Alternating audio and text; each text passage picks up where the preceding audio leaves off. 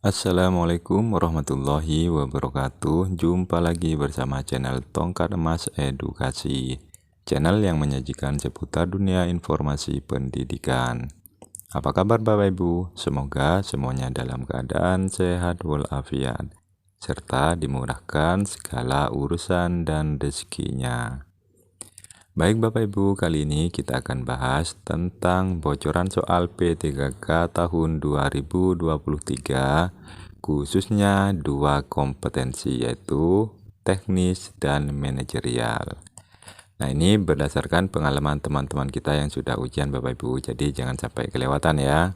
Tonton terus sampai selesai video ini sehingga apa yang ada di video ini bisa menambah wawasan Bapak Ibu semua, yang nantinya bisa sebagai bekal Bapak Ibu dalam menghadapi ujian P3K tahun ini.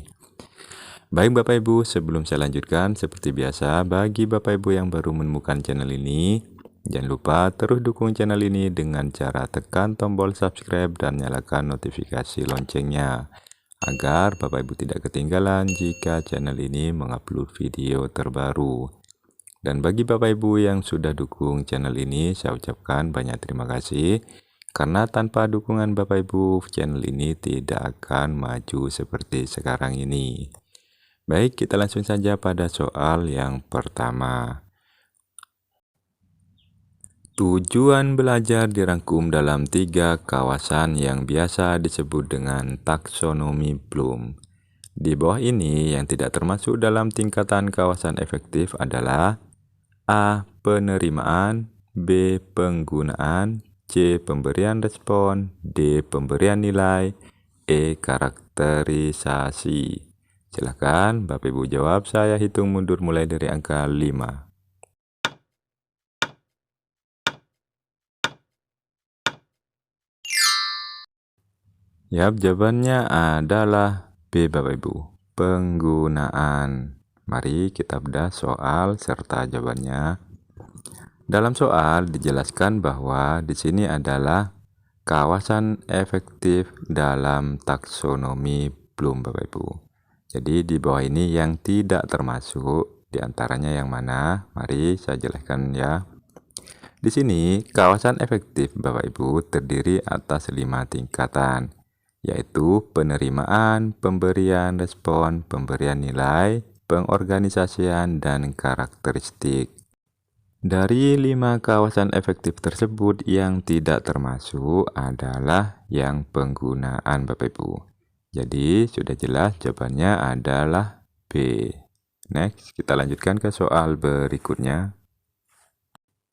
Materi pelajaran yang disusun dengan menggunakan pola atau logika tertentu dari sederhana ke kompleks merupakan penerapan dari teori belajar A. Konstruktivisme, B. Humanistik, C. Behavioristik, D. Kognitif, E. Semua jawaban benar. Silakan Bapak Ibu pilih, saya hitung mundur mulai dari angka 5.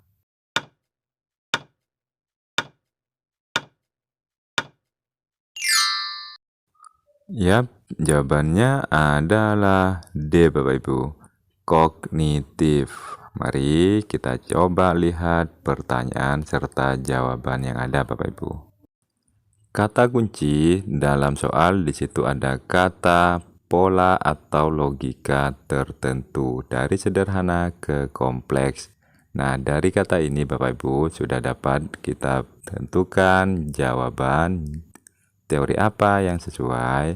Nah, berarti di sini sudah jelas menggunakan teori kognitif atau yang D Bapak Ibu. Sekarang saya bacakan dulu apa pengertian dari teori kognitif biar Bapak Ibu lebih paham. Jadi di sini teori kognitif merupakan ilmu pengetahuan dibangun dalam diri seseorang melalui proses interaksi yang berkesinambungan sehingga materi pelajaran disusun dengan menggunakan pola atau logika tertentu dari sederhana ke kompleks. Maka sudah jelas sekali jawabannya adalah kognitif atau D Bapak Ibu.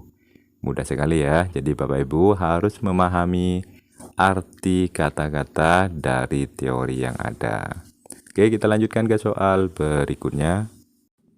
Berdasarkan teori Kolb, peserta didik yang sangat kritis suka menganalisis, selalu berpikir rasional menggunakan penalarannya, termasuk dalam tipe peserta didik A. Teoris, B. Aktivis, C. Pragmatis, D. Reflektor, E. Evaluator. Silakan Bapak Ibu pilih, saya hitung mundur mulai dari angka 5.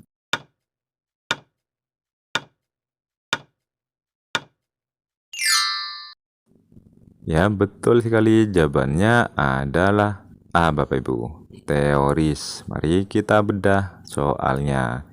Jadi berdasarkan teori Kolb di sini Bapak Ibu, peserta didik yang sangat kritis suka menganalisis, selalu berpikir rasional, yaitu penalarannya termasuk tipe peserta didik apa Bapak Ibu. Mari kita coba lihat apa teori Kolb itu Bapak Ibu. Jadi teori Kolb di sini adalah peserta didik digolongkan menjadi 4 tipe, yaitu peserta didik aktivis, yaitu peserta didik yang cenderung melibatkan diri atau berpartisipasi aktif. Sedangkan yang kedua, peserta didik tipe reflektor Bapak Ibu. Yang ini cenderung berhati-hati dalam melangkah dan penuh pertimbangan. Sedangkan yang ketiga, peserta didik tipe teoris ya Bapak Ibu. Nah, yang ini biasanya sangat kritis, suka menganalisis, selalu berpikir rasional. Nah, ini masuk pada jawaban yang A Bapak Ibu. Jadi sudah jelas ya, jawabannya adalah A Bapak Ibu. Oke, kita lanjutkan ke soal berikutnya. Dalam teori belajar konstruktivistik, guru tidak mentransfer pengetahuan yang telah dimilikinya, melainkan membantu peserta didik untuk A. Menemukan cara belajar yang tepat, B. Memahami konsep pengetahuan, C. Menemukan pengetahuan baru, D. Mengembangkan kepribadian dan karakter, E. Membentuk pengetahuannya sendiri. Silakan Bapak Ibu jawab, saya hitung mundur mulai dari angka 5.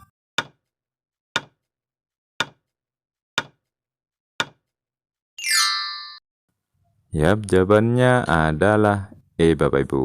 Membentuk pengetahuan sendiri.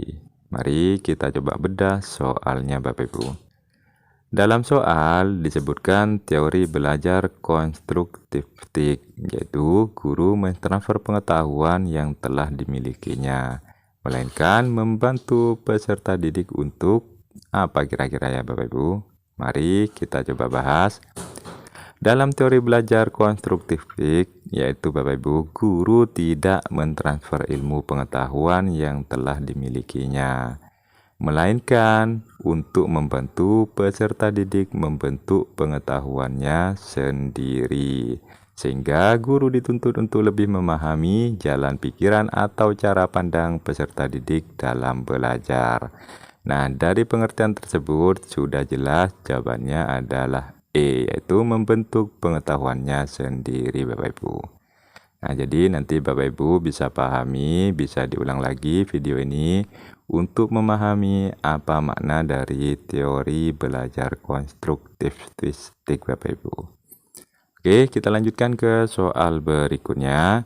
Namun seperti biasa Bapak Ibu, sebelum saya lanjutkan, bagi Bapak Ibu yang baru menemukan channel ini, jangan lupa terus dukung channel ini dengan cara tekan tombol subscribe dan nyalakan notifikasi loncengnya, agar Bapak Ibu tidak ketinggalan jika channel ini mengupload video terbaru. Jangan lupa juga Bapak Ibu share video yang ada di dalam channel ini seluas-luasnya, agar apa yang ada di dalam channel ini bisa bermanfaat untuk orang lain. Baik, kita lanjutkan ke soal berikutnya. Kali ini soal yang akan kita bahas Bapak Ibu, seperti tadi yang di awal saya bilang, 2 kompetensi yang akan kita bahas.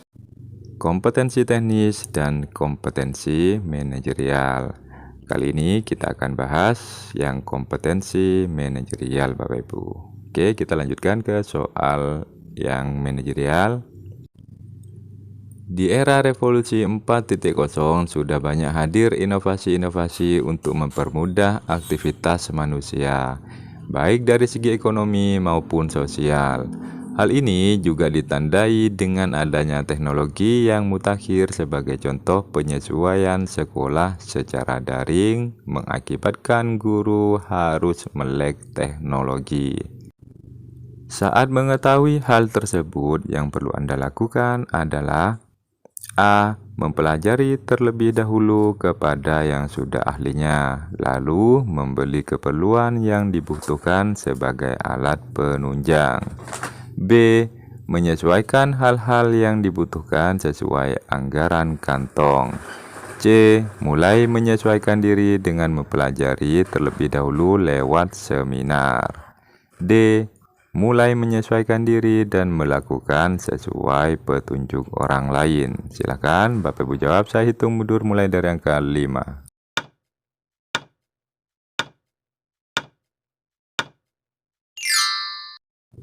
Yap, jawabannya adalah A, Bapak Ibu. Mempelajari terlebih dahulu kepada orang yang sudah ahli. Jadi di sini kata kunci dalam soal Bapak Ibu, ketika kita masuk pada era revolusi 4.0 yang sudah serba teknologi, apa yang harus Anda lakukan? Kita lihat jawaban A. Mempelajari terlebih dahulu kepada yang sudah ahlinya. Nah, ini tentu. Jadi yang A ini masuk ya Bapak Ibu. Kita lihat yang B. Menyesuaikan hal-hal yang dibutuhkan sesuai anggaran kantong. Nah, kita menyesuaikan hal yang dibutuhkan tanpa mengetahui terlebih dahulu, itu tandanya kurang tepat Bapak Ibu. Mari kita lihat yang C. Mulai menyesuaikan diri dengan mempelajari terlebih dahulu lewat seminar. Ini pun agak masuk Bapak Ibu. Namun jika kita bandingkan dengan jawaban A, maka lebih tinggi yang A. Sekarang lihat yang D. Mulai menyesuaikan diri dan melakukan sesuai petunjuk orang lain. Ini pun sudah mulai masuk. Namun jika dibandingkan dengan yang C, maka yang D ini kalah.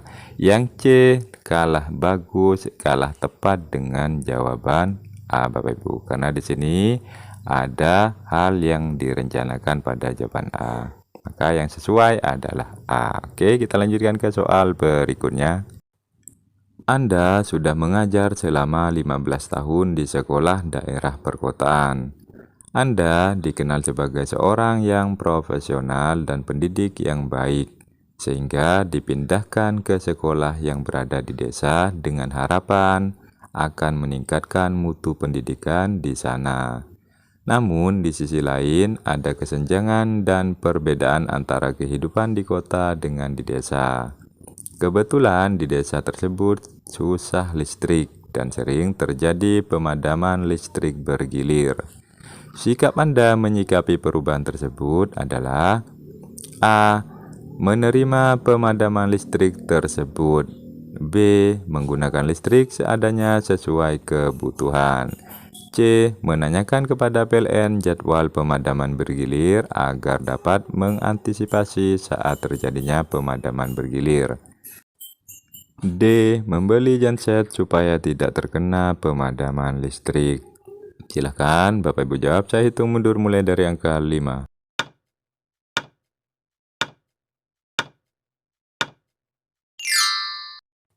Yap, jawabannya adalah C Bapak Ibu. Menanyakan kepada PLN jadwal pemadaman bergilir agar dapat mengantisipasi saat terjadinya pemadaman bergilir. Mari kita bedah soalnya Bapak Ibu. Nah, dari Bapak Ibu yang belajar di kota, yang mengajar di kota, kemudian dipindah ke desa. Nah, di situ terjadi kesenjangan, apalagi listrik sering mati bergilir atau pemadaman bergilir Bapak Ibu. Jadi sikap Anda menyikapi perubahan tersebut adalah yang A, menerima pemadaman listrik tersebut. Nah, kita coba lihat yang A. Yang A artinya kita tidak melakukan sesuatu atau tidak berusaha, maka saya rasa yang A ini kurang tepat Bapak Ibu. Sedangkan yang B menggunakan listrik seadanya sesuai kebutuhan. Nah, ini pun saya rasa kurang tepat karena di sini adanya pemadaman bergilir, sedangkan kita hanya menggunakan listrik seadanya sesuai kebutuhan. Jadi kurang begitu tepat ya. Maka yang B ini kurang tepat. Kita lihat yang D Bapak Ibu. membeli genset supaya tidak terkena pemadaman listrik. Nah, ini pun saya rasa sudah agak bagus ya kita membeli. Namun, ketika kita baru pindah, tidak tentu kita langsung membeli hal seperti ini karena adanya pemadaman listrik yang bergilir Bapak Ibu. Jadi yang D saya rasa juga kurang tepat. Kita lihat jawaban C, menanyakan kepada PLN jadwal pemadaman bergilir. Nah, ini saya rasa ada usaha yang kita lakukan sebagai guru baru di daerah tersebut. Sehingga dengan adanya usaha tersebut kita tahu bisa mengantisipasi jadwal pemadaman bergilir. Maka jawaban yang sesuai adalah yang C Bapak Ibu. Oke, kita lanjutkan ke soal berikutnya. Anda ditugaskan menjadi ketua untuk proyek baru oleh kepala sekolah karena kemampuan dan pengetahuan yang Anda miliki. Anda termasuk orang yang bisa mengerjakan proyek tersebut sendirian. Hal yang sebaiknya dilakukan oleh Anda adalah A. Menyerahkan semua tugas di proyek tersebut ke rekan guru lain. B. Menyerahkan sebagian tugas di proyek tersebut ke guru lain dan sebagian lainnya dikerjakan oleh Anda. C. Menyerahkan semua tugas di proyek tersebut ke rekan-rekan Anda, hanya mengontrol dan mengawasi kinerja rekan-rekan Anda. D. Menyerahkan tugas-tugas biasa ke rekan guru lain dan tugas-tugas penting dikerjakan oleh Anda. Silahkan Bapak Ibu jawab, saya hitung mundur mulai dari angka 5.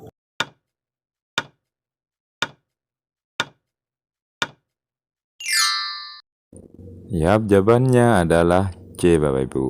Menyerahkan semua tugas di proyek tersebut ke rekan-rekan. Anda hanya mengontrol dan mengawasi kinerja rekan-rekan. Baik, mari kita bahas dan bedah soalnya Bapak Ibu. Di sini Anda ditugaskan menjadi ketua Bapak Ibu. Ingat ya, menjadi ketua. Meskipun Anda sendiri bisa mengerjakan proyek ini tanpa bantuan teman-teman Anda karena Anda mempunyai kemampuan dan pengetahuan yang dimiliki tersebut Bapak Ibu. Kita coba lihat jawaban A, menyerahkan semua tugas di proyek tersebut ke rekan guru lain. Nah, ini pun saya rasa kurang tepat ya. Karena dalam jawaban tidak dijelaskan apa tugas kita ya. Jadi yang A ini saya rasa kurang tepat. Sedangkan yang B, menyerahkan sebagian tugas di proyek tersebut ke guru lain dan sebagian lainnya dikerjakan oleh kita. Nah, artinya kita ikut bekerja meskipun kita sebagai ketua ya Bapak Ibu. Jadi saya rasa ini B sudah agak masuk namun kurang pas ya. Kita biarkan dulu. Kita lihat jawaban D, menyerahkan tugas-tugas biasa ke rekan guru lain dan tugas-tugas penting dikerjakan oleh Anda. Ini saya rasa yang B dan D ini hampir sama jawabannya ya, namun lebih kuat yang D. Sekarang kita bandingkan dengan jawaban J. Menyerahkan semua tugas di proyek tersebut ke rekan-rekan Anda, hanya mengontrol dan mengawasi kinerja rekan-rekan Anda. Nah, ini saya rasa lebih tinggi dibandingkan jawaban D dan B Bapak Ibu. Karena di sini ingat ya Bapak Ibu, dalam soal Anda adalah sebagai ketua. Tugas ketua hanya penanggung jawab serta mengontrol kinerja rekan-rekan. Maka jawabannya adalah yang C berdasarkan soal ya Bapak Ibu. Oke, mudah sekali. Kita lanjutkan ke soal berikutnya. Di perusahaan tempat Anda bekerja diadakan pelatihan tentang teknologi yang baru dirilis. Anda mengetahui dan menyadari bahwa teknologi tersebut tidak ada hubungannya dengan pekerjaan yang Anda emban. Sedangkan atasan Anda memerintahkan Anda untuk ikut pelatihan tersebut. Maka tindakan Anda adalah A. Menerima dan menunjukkan kepada atasan bahwa diri Anda patuh dan taat kepada atasan. B. Menerima dan mengikuti pelatihan karena sadar akan pentingnya pelatihan tersebut. C. Menolak karena bertolak belakang dengan pekerjaan yang saya emban dan memberikan saran bagian lain yang memang linier atau berkorelasi dengan teknologi itu. D. Menerimanya dengan senang hati dan ambisius mengikutinya sebagai bentuk loyalitas Anda terhadap atasan Anda. Silakan Bapak Ibu jawab, saya hitung mundur mulai dari angka 5.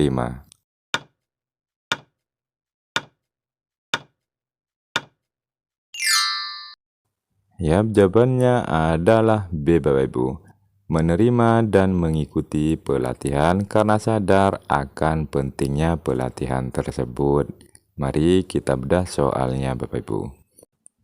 Kata kunci dalam soal di sini Bapak Ibu, atasan Anda memerintahkan Anda untuk ikut pelatihan meskipun hal tersebut tidak linier atau tidak ada hubungannya dengan pekerjaan yang Anda emban. Maka jawabannya yang tepat adalah kita lihat yang A, menerima dan menunjukkan kepada atasan bahwa diri Anda patuh dan taat kepada atasan. Nah, ini artinya kita hanya berangkat begitu saja tanpa adanya niatan dari diri kita sendiri. Maka jawaban A ini kurang tepat ya Bapak Ibu. Mari kita lihat jawaban C, menolak karena bertolak belakang dengan pekerjaan yang saya emban. Saya rasa jawaban ini pun juga kurang tepat Bapak Ibu, karena tidak seharusnya kita menolak atasan. Meskipun kita menolak, kita harus dengan alasan yang masuk akal ya Bapak Ibu. Maka yang C ini kurang tepat. Kita lihat jawaban D, menerimanya dengan senang hati dan ambisius mengikuti sebagai bentuk loyalitas Anda terhadap atasan. Ini juga agak sesuai, namun saya rasa kurang begitu tepat karena di sini hanya sebagai loyalitas tanpa kemauan dan dari hati diri kita sendiri Bapak Ibu. Maka kita bandingkan jawaban dengan B, menerima dan mengikuti pelatihan karena sadar akan pentingnya pelatihan tersebut. Nah, baru yang ini tepat sekali Bapak Ibu. Karena ikut pelatihan, karena akan kesadaran diri akan pentingnya hal yang mau kita ikuti itu. Maka jawaban B ini yang tepat Bapak Ibu. Oke, mungkin itu saja Bapak Ibu yang dapat saya sampaikan. Semoga apa yang saya sampaikan bisa bermanfaat untuk kita semua. Dan bagi Bapak Ibu yang akan melaksanakan tes P3K tahun ini, saya doakan semuanya lulus dengan nilai yang sangat memuaskan. Dan semoga apa yang sudah saya paparkan dalam video di channel ini bisa bermanfaat dan bisa menjadi bekal nantinya Bapak Ibu dalam menghadapi ujian. Jangan lupa juga bagi Bapak Ibu yang baru menemukan channel ini, dukung terus channel ini dengan cara tekan tombol subscribe dan nyalakan notifikasi loncengnya, agar Bapak Ibu tidak ketinggalan jika channel ini mengupload video terbaru. Oke Bapak Ibu, terima kasih atas segala dukungannya. Wassalamualaikum warahmatullahi wabarakatuh.